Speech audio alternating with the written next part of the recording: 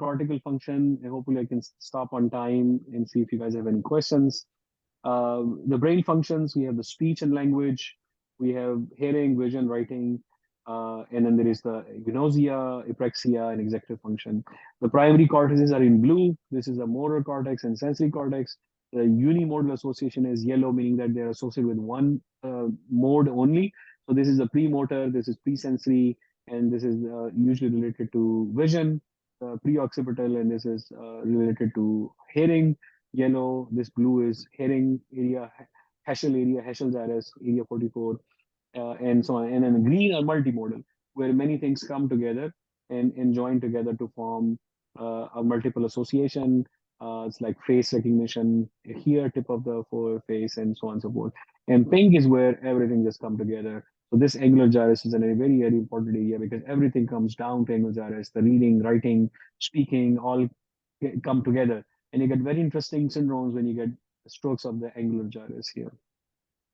So here's the speech dysfunction. So speech, as I said, is in one half only, usually left, occasionally on the right. And in the anterior part is where the speech production happens. So when you want to say something, the word generation is here, then the information is sent down to the brainstem to actually generate the word. And a speech recognition, what a word means, happen here in Wernicke's area, and they are two connected together. So if you have only motor speech impairment, you understand what's being spoken to you, but you are not able to respond intelligently. You may create sounds, either they're not words or they are word substitutes, neologism, and those kind of things can happen. Or in Wernicke, if you damage Wernicke's area, you are talking, but you're not talking about what's being asked. So you're having a conversation where you say whatever you want and they will say whatever they want, and they have nothing to do with what you're saying because they don't understand what you're saying. So they presume what you're saying, or they misunderstand what you're saying, and they just respond whatever they want to respond. So they talk fluently, but it's meaningless conversation. It's not going anywhere. And then the conduction aphasia is the same thing, where they understand what you are saying, meaning that you tell them to do something and they will do it. But you ask them to repeat it or do or answer that particular question, they may have trouble. So you may feel they have Wernicke's aphasia with the conduction aphasia because they don't answer your questions well. But if you ask them to do certain thing, they will be able to do fine. You say, okay, no, raise your right hand, touch your left ear with your right thumb, and they will do all of it because they're understanding what you're saying. There are other aphasias that I don't listed here, which probably would not be tested. Transcortical motor, transcortical sensory, but those are association areas like we pointed out here. So question, damage to which area of the brain would lead to anterograde amnesia? So amnesia is loss of memory, anterograde meaning the problem with the memory going forward. So what we are talking right now, and the retrograde amnesia will be memory of what has happened before the incident. So memory of what you had for breakfast yesterday will be a retrograde amnesia. Memory of what I'm going to be talking in the next few minutes will be the anterograde amnesia. And so what is involved in the memory area? So thalamus don't have much role in memory. Prefrontal association area may give meaning to memory, but otherwise no significant role. Angular gyrus is the gyrus I showed earlier, is this pink one on the back of the Sylvian fissure. That is not involved in memory, it's more involved in linking speech with writing and reading and things like that, right? Connecting vision and language together. And that leads us to areas, hippocampus and limbic association area. Limbic is emotions, but it's part of the Papez circuit, which is involved in memory, but is emotional content of memory. Hippocampus is the actual, what we call registration of memory or working memory. So like what I'm saying to you right now, what I said in the last 5 minutes, 10 minutes, you're holding it in hippocampus. And then hippocampus has to then send the words to the language area. It has to send the visual information to vision area. It has to send the emotional information to the emotional area on limbic area. So hippocampus holds the memory. It's a working register. It's a working memory. It's the RAM of our brain. And limbic association area is more of the emotional content of the memory. What emotions are associated with a certain sound or certain smell and things like that. So hippocampus is the answer. Gershwin syndrome is that syndrome I described earlier with the angular gyrus. It's a syndrome where patient cannot write, they cannot calculate, and they cannot name the finger, but they have other functions. So they understand what you're saying, But if you ask them what is this finger, what is this finger, they cannot tell you the name, the thumb or index finger and things like that. But more interesting, you ask them, okay, what's 2 plus 2? That may be that they may answer. But if you ask them, okay, what's 3 times 5, or what's 17 minus 9, and they're not able to do these kind of second grade calculations that they should be able to, and they are not able to write. They can read, but they cannot write. So that's very interesting, right? So you write today is a sunny day in Omaha, and they can read it, but you say, okay, write it. You say write today is a sunny day, and they are not able to write that, and that's adjustment syndrome, and it's from like a hemorrhage or lobar hemorrhage, something in the angular gyrus, where all these information come together and are associated with each other. Vision, I'm going to skip over very quickly because there's some interesting things that are more important to focus on. The visual processing, once the vision comes to the occipital cortex, is done in two separate processing units or pathways. We call them the where pathway, which focuses more on where things are in relation to each other, and what pathway, which focuses on what is a certain thing, what's the shape of it, what's the color of it, what does it remind me of, and where pathway is movement, who's right of left, who's right of someone, who's left of someone, that's a where pathway. And lesions of these will cause separate phenomena, right? And these lesions are typically lobar infarcts, MC infarct. So if you have, or hemorrhages, if you have the where pathway damage, which is dorsolateral, which is a parietal system, then you get things like hemi-neglect, and then neglect one side of the body. And if you damage the what pathway, such as the temporal lobe here, then you get things like the visual agnosia or prosopagnosia. I'll just show you some pictures. Actually, I don't have pictures, so that saves us time. I'm going to skip over the movement disorder structures here, basal ganglia, that requires a separate talk on itself. So here's a few other questions to cover quickly that was sent to me. Which one of the following is not a frontal release reflex? So what is a frontal release reflex? So frontal release phenomena or are old brain reflexes that exist in kids as they're born, and they slowly go away as the body learns to control things better. So for example, the reflex, the snout reflex is a reflex they when you touch their upper lip, which is the snout, then they go like that. And that maybe is part of the suckling reflex when they're trying to, as soon as something touches their mouth, they're trying to grab on it to suck milk. And that, of course, will go away as the baby gets more recognition of when they're being fed and when they're not being fed. So typically, the snout reflex goes away by 3 months of age. And in older people, the way you test for it is you tap their upper lip and you look for the mouth going like that, and it starts coming back, meaning that that's a frontal release phenomena, that the frontal lobe that was suppressing the reflex is not functioning very well. So mostly dementias, or more predominantly frontotemporal dementias or frontal dementias. The rooting reflex is when something touches the side of the mouth, they turn the head towards that to try to root for it, to try to get to it. And there will be again a frontal phenomena and goes away with frontal release. Cremastatic reflex is not a brain reflex, it's a reflex of the cremaster muscle. Cremaster muscle is a muscle that is in the scrotum, and it holds the scrotum and the sac for the testicles. And what cremastatic reflex does is that when cremastatic muscle is activated, it pulls on the scrotum and pulls on the testicle to bring it back closer to the body. It is considered a protective reflex for the testicular injury during fight or flight. And that will, of course, be more of a skin reflex, a cutaneous reflex, or deep cutaneous reflex on in a groin area, and is not related to frontal lobe. Palmomental reflex is where anything, when it touches the palm, it also creates a response on the face. And it may be that when you're trying to hold the child have a smile or something like that. In the old people you tested, again, it goes away in 3 months, 3 to 6 months. In the older people, you want to look at the release phenomena. You want to slowly rub on the palm. So typically I flick my fingers on the palm. And what I'm looking for is the mentalis muscle activation. Mentalis muscle is on the chin, and it twitches. I cannot produce it, but you will get a twitch where the mentalis muscle will contract, usually on the same side. It could be bilateral. And the mentalis muscle will twitch when you flick on their palm, and that's a palmomentalis reflex. Grasp reflex is the easiest one to understand. Grasp reflex is that anything, as soon as it touches the hand, they grab on it. And grab reflex is seen in kids again, less than 6 months. When you put your fingers in their palm, they suddenly grab on you and they don't let go. And that's again a safety reflex.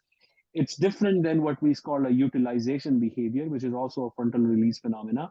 In a utilization behavior, if you put a tool in someone's visual field, like your pen, if you just show it to them without saying anything, you just show it, they have this phenomena where they start reaching for it and start using it, and they don't even know how to use it properly. But they have this behavior to utilize whatever is being offered to them without saying anything. And that kind of a utilization behavior, that I want to use whatever I have around me, is again an unconscious phenomena, and is suppressed by frontal lobe, and it's a frontal release phenomena. And then lastly will be the suck reflex, where you put something on their lips and they start sucking on it, and they start, and again that's very rare to see. It has to be severe dementia to see something like a suck reflex. But grasp reflex is again less common. Easiest to see is palmomental reflex, which is most common. And then sometimes you can see the snout reflex. Another one that is not listed here will be the glabellar tap, where when you tap in between the eyebrows, the person blinks. That's a threat response. But in a frontal lobe which is active, when you keep tapping, the frontal lobe learns that this is safe, that it's fine that I'm being tapped here, and they stop blinking. But if the blinking does not stop, if you tap on the forehead and they keep blinking, then that means that they have frontal release phenomena. That's called a glabellar tap reflex, and that's also a frontal release phenomena. And those reflexes go away as the kids get older. Another kid reflex is I think it's called Morse reflex, which is a parachute reflex. When if you lower the baby suddenly, their arms extend and their head pulls back and their legs extend, so as if they are jumping from a parachute. And that's another childhood reflex that goes away with age, usually after 9 months, I think. All right, so in the neurological examination, which maneuver reveals most about the function of a patient's motor system? I don't think it's a fair question, but it is a question that we ask on the rounds all the time from our residents, that if you can only examine the patient's one thing, what one thing you would examine? And the answer is gait, that to be able to stand up and walk, you need a strength of at least 4 out of 5 in your legs. You need a good balance and coordination. You need a sensory feedback. You need a visual feedback. You may even need your hands to get up and walk. So if you can just only do one thing, you say, okay, stand up and walk around, and that will give you a lot of information about their motor system. These kind of things are done with kids often, and kids less than 1 year of age are very hard to examine.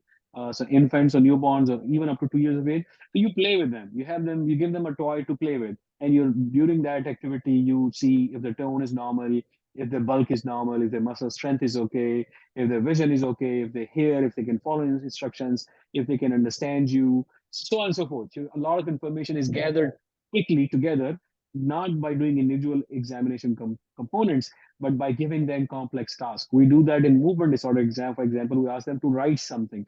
That writing is telling us a lot of information together rather than testing one individual thing separately. Some quick questions I put in there that might be useful. We went over the swinging light reflex early on, so I will skip that. So here is a photo of someone, 52-year-old, presenting with double vision.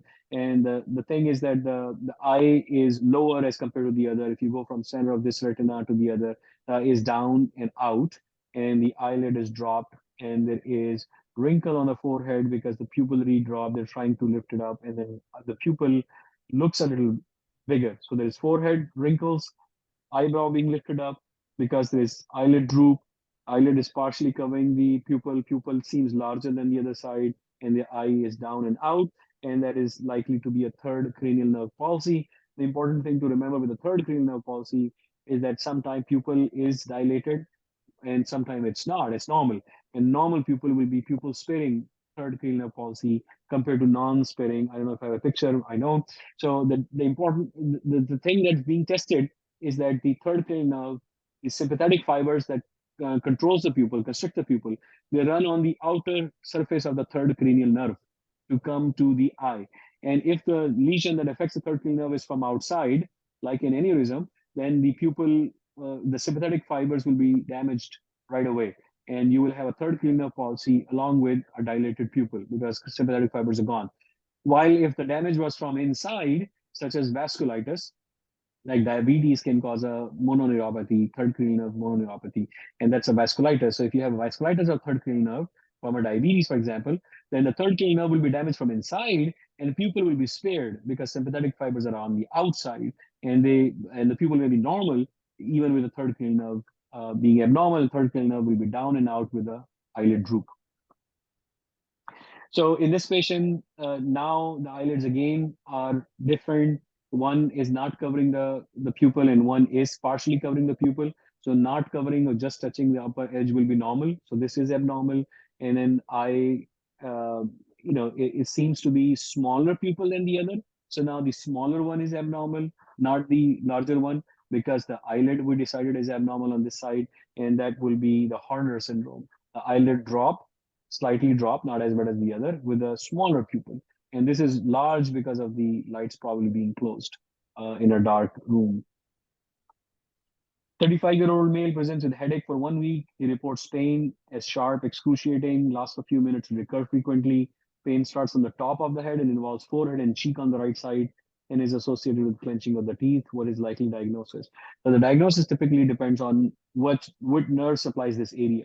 So he has pain that is involving from top of his head, forehead, and cheek. And that's all of this is sensory area for trigeminal nerve. So it has to be a trigeminal neuralgia. So trigeminal nerve supplies all this area, which is V1, this area, which is V2, and then this is area V3. That's typically spinning of the angle of the jaw. So angle of the jaw is not supplied by trigeminal, but supplied by the greater occipital nerve, which is C3. C1 and C2 does not have any sensory leftover area on the stall or neck anymore.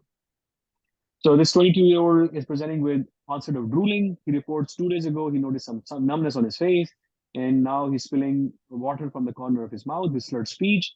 And his father had stroke 3 months ago, so he's worried about stroke. And what you're seeing is that the abnormal side is the right side of the patient, not left. Patient is trying to pull his mouth and trying to lift his eyebrows, and the right side cannot do it. And this is the abnormal side. This is the normal side because patient is asked to do this, and this is a Bell's palsy.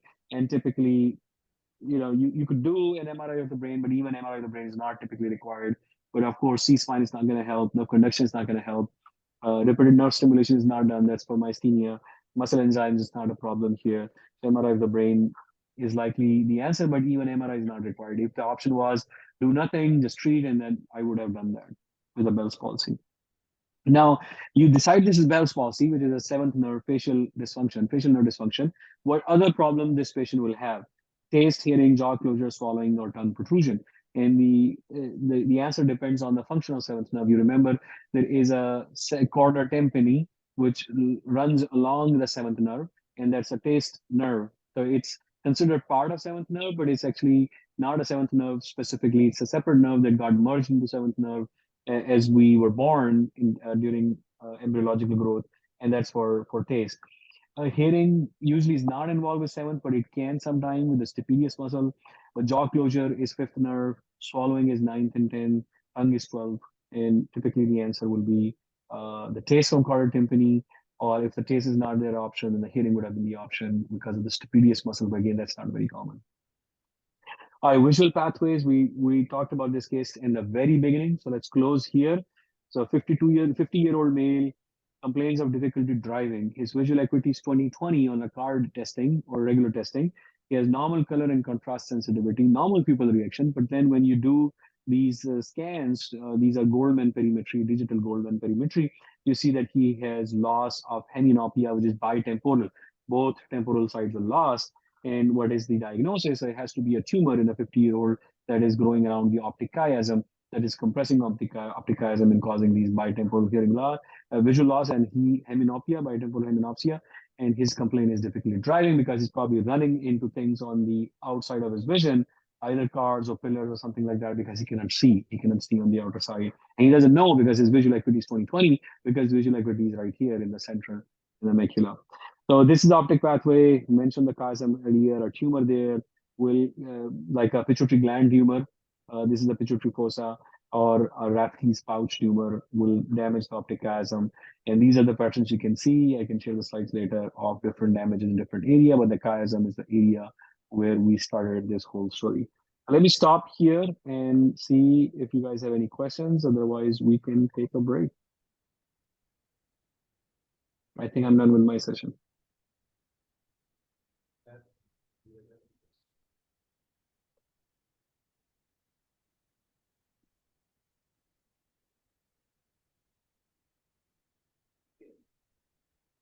Any questions? Lots of information. Yeah, a lot of information. That was good. It's good information. Yeah. It's also, I think, I appreciate the visualization of it. That's good. Yeah. And Dr. Bhatti can send the slides, so you'll have access to those. So, so then you can go through it again. Okay, great. I think, yeah. Nobody has questions, seems like, but it's a lot to absorb. Can we send, if we have questions, can we send Dr. Bhatti? Yeah, you can. Would they be able to send you questions if they have it later on? Yeah. Yep. Yeah, you. I do have it.